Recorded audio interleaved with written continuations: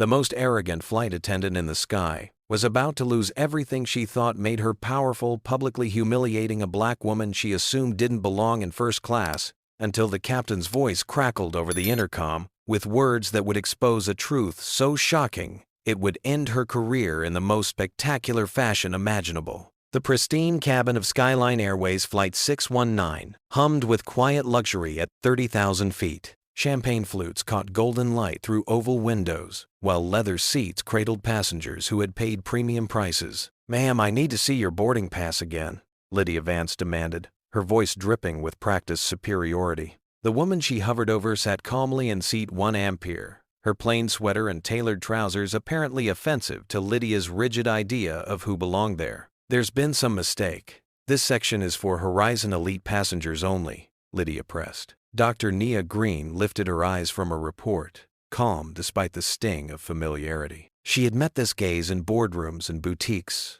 the one that equated dark skin with lesser worth. "My boarding pass is correct," she said evenly, her tone steady. "Look, I don't know how you scammed your way into that seat, but you'll need to move where you belong," Lydia insisted louder, drawing stairs. The executive in 2B fidgeted. The couple in 2 Amperes exchanged nervous looks, yet no one spoke. Silence shielded them from discomfort. "Is there a problem here, Miss Vance?" Captain David Ross appeared, his lined face hardening as he sensed what was unfolding.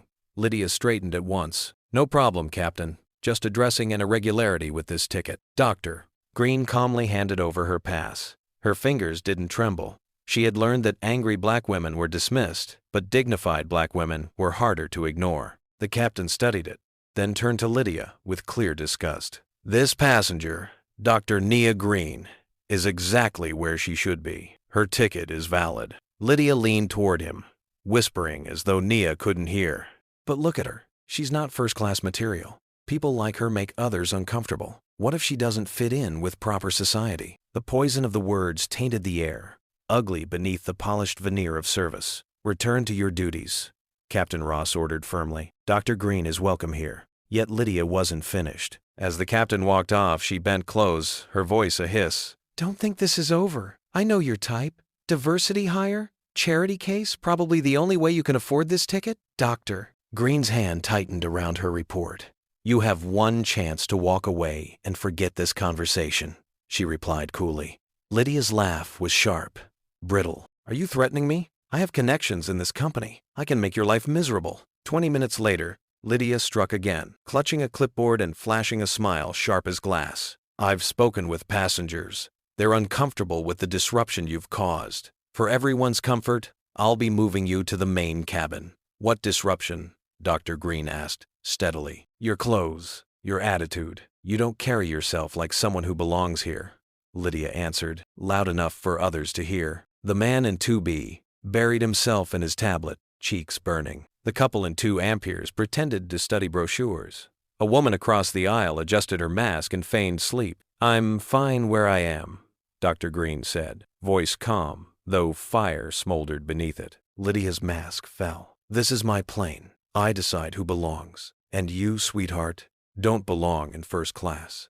You belong in the back with your people." Gasps rippled through the cabin. A line had been crossed beyond repair. "You're making a serious mistake," Dr. Green warned. But Lydia, flushed with arrogance, raised her voice. "The only mistake was letting you board. I'll have security waiting at JFK.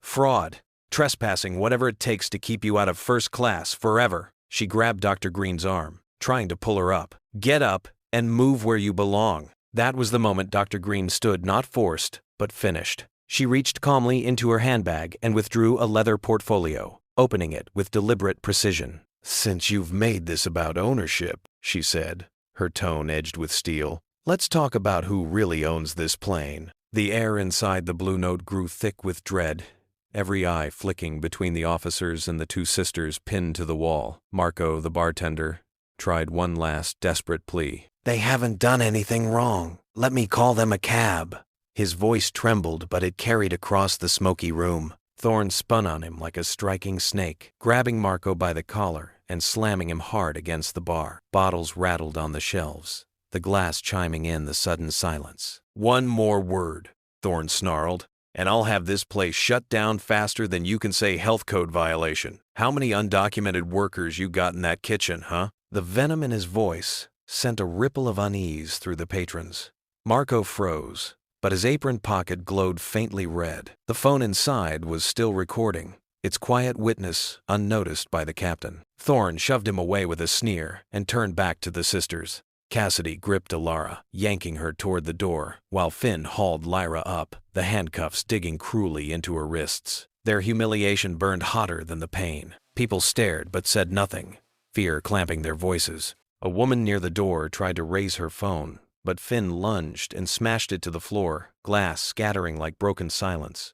They shoved the sisters forward. Lyra stumbled, but steadied herself, her years of training screaming for patience. Her mind raced, calculating. Then her fingers brushed the familiar weight in her pocket, the badge case. Hooking it with 2 fingers, she slipped it out and let it drop. The soft thud echoed across the bar's wooden floor. The silver shield caught the dim light, its engraving sharp, undeniable. Conversations died. Heads turned. A collective gasp rose. Lyra's voice, calm and cutting, broke the stillness. "Federal Marshal Service." The words landed like a hammer. Phones came out again, this time braver, faster. Alara straightened as Cassidy's grip faltered. Her voice lashed like a whip. "You are assaulting federal agents." For the first time all night, the 3 officers froze. Thorne's smirk cracked, Cassidy's hands slackened, Finn's grin collapsed into panic. Marco stepped from behind the bar, his phone now raised openly. "You heard them. Everyone did. You laid hands on U.S. federal agents." Thorne tried to laugh, the sound brittle. He kicked the badge case across the floor. "That little card don't mean a thing here. This is my town, my rules." But his bravado fell flat. The crowd was no longer afraid. A woman stood tall, phone held high. "I got it all on video," she declared. Others echoed, "Me too." Dozens of red recording lights pierced the gloom. The balance had shifted. Lyra's eyes locked on Finn. Her voice burned with steady fire. "Every second of this is evidence." Sirens wailed outside, growing louder, closer. Red and blue lights flared through the bar windows, washing the room in a pulsing glow. The doors burst open, the sound like a final verdict. Federal marshals stormed in, weapons drawn, authority unmistakable. "Captain Darius Thorne, Officers Cassidy and Riley, you are under arrest for assault on federal agents, unlawful detention, and abuse of authority." In that instant, Thorne's swagger collapsed. His wrists were yanked back, steel clamping around them tighter than he'd ever put on another. Cassidy went pale, hauled forward by 2 marshals, shame replacing arrogance. Finn whimpered as he was forced to the ground, panic hollowing out his drunken defiance. The patrons erupted not in fear, but in something fierce and liberating. Phones captured every moment as the predators, once untouchable, were dragged out in chains. Cheers and shouts followed them into the night. Alara and Lyra stood tall, despite the bruises and cuffs still biting at their wrists. In the eyes of the crowd, they were no longer victims, but the true embodiment of authority and justice. The hunters had become the hunted, their empire of fear crumbling in a single night. The Blue Note would never forget what had happened within its walls.